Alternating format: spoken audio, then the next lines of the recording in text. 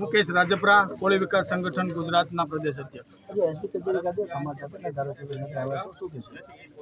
બોટાદના તરઘરા મુકામે બાપભાઈના પરિવાર ઉપર અસામાજિક તત્વો એટલે કે લુખાઓએ જે છરી વડે જીવલેણ હુમલો કર્યો। 5 જેટલા વ્યક્તિને ગંભીર ઈજા પહોંચાડી।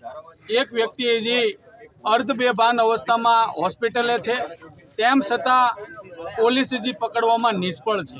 ગુજરાતની અંદર કાયદો અને વ્યવસ્થા ખૂબ કચડેલી હાલતમાં છે।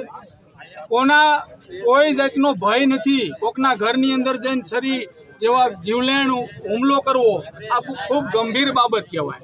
એટલા માટે આજે એસપી કચેરી મુકામે અમે રજૂઆત લઈને આવ્યા છીએ કે જે એફઆઈઆર કરવામાં આવી એની અંદર જીવલેણ હુમલો કરવા છતાં પણ જે કાયદા મુજબ 307ની કલમ ઉમેરો કરવો જોઈએ એ કરવામાં આવ્યો નથી।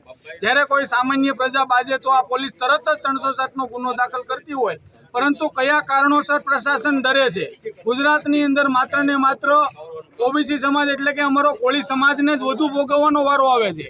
તો અમારી એક જ માંગ છે કે એફઆઈઆરની અંદર 307 કલમ ઉમેરવામાં આવે અને આ જે અસામાજિક તત્વો જે હુમલાખોરો છે એને યુદ્ધના ધોરણે પકડવામાં આવે એવી માંગ સાથે આજે એસપી કચેરી અમે ગાંધી ચિંધ્યા માર્ગે આવ્યા છીએ। પરંતુ જો યુદ્ધના ધોરણે આરોપીને પકડવામાં નહીં આવે અને 307 કલમનો ઉમેરો કરવામાં નહીં આવે તો આ કચેરીની અંદર કોળી સમાજ હામશે ને એવું જલદ આંદોલન કરવામાં આવશે।